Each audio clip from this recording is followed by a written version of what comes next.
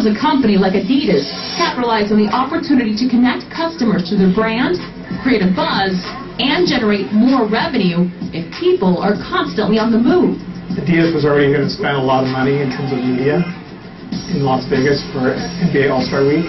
The idea here was really to try to provide some sort of modicum of interactivity to media placement we already spent. Isobar selected Neighborhood America's mobile solution to build community through an interactive mobile messaging campaign. Airport banners, taxi cab tops, Adidas custom trucks, and hotel billboards promoted the mobile call to action. The campaign was so successful, in fact, revenue generated at the Adidas store soared 20 times above sales recorded in an average day. You see, we're here, so yeah, it worked.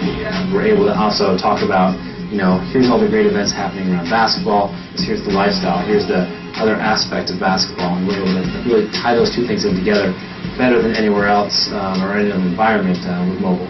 The fans are the heartbeat of the NBA All-Star Week, but they're also at the heart of the Adidas brand. Yeah, so that was a blast. And they 20x their revenues by creating a community of weekend 20,000 people in Las Vegas connected by mobile that would come to the store. Hey, Shaq's here, whoever.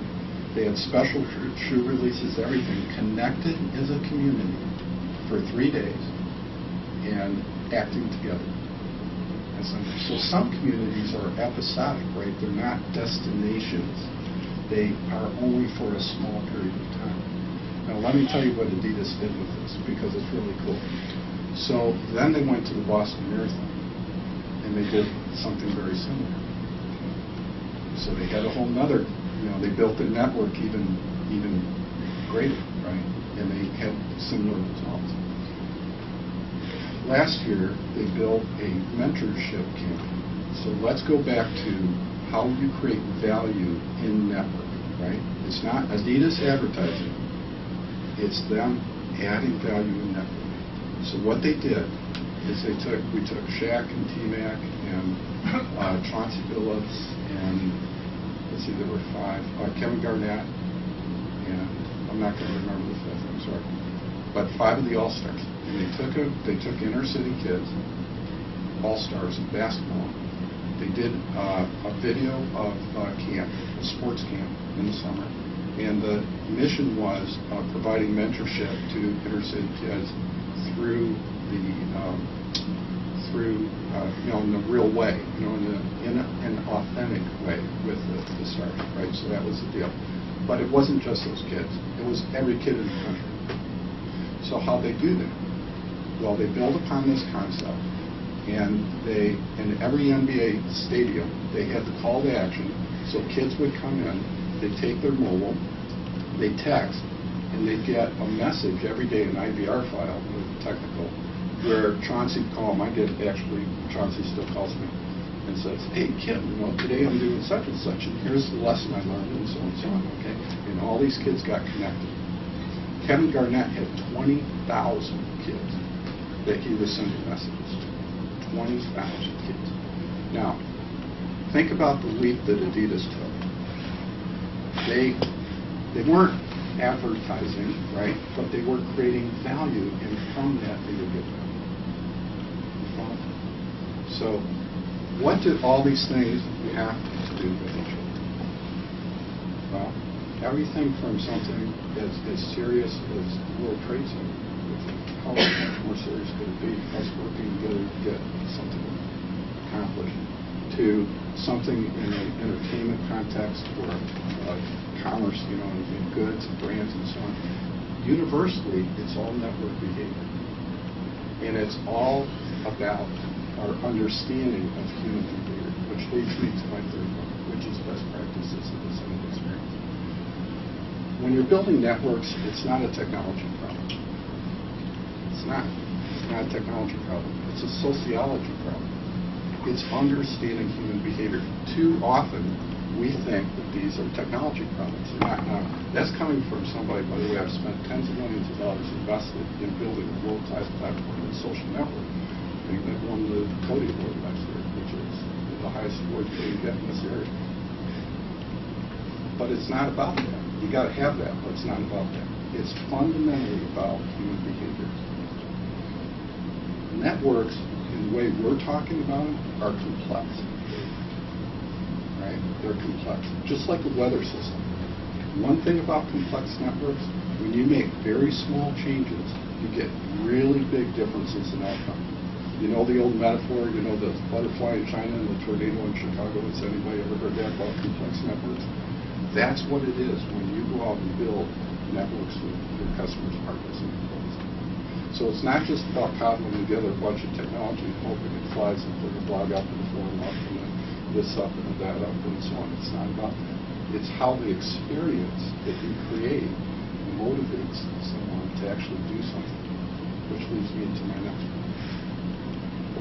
All of us have very little time. Your customers have no time. None at all. Okay? Why should they do anything within a networking function unless they have to, right? So if our partners have to, or our employees have to, maybe that's it.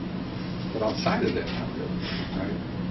So what is it that we engage? What is it we're going to do to motivate someone to participate in one of our networks?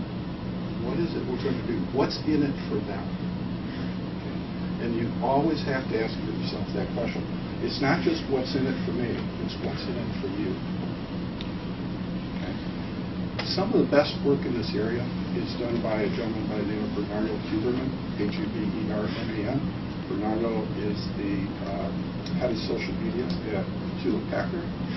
And one of the kind of his themes and what I look to him for is that he does a lot of work in the economics of social attention. Many of you have heard that. But what is it that creates social attention? What is that? Okay. The currency is social attention. We all have limited amounts of attention. Sometimes we have continuous partial attention, right? We do our iPhones and we do our Twitters and then we're trying to listen and so right? So what is it that we do that gets social attention? Okay. Well, there are some things that Bernardo would say, but I'll just share with you. They're really common sense, so it's a sociology problem. Right? Things that are novel, unique, and interesting. Right? You're not going to send me an email tomorrow and say, hey, Kim, take a look at this URL. Probably 1,000 other people have sent it to you. It's not unique. There's nothing novel about that, right?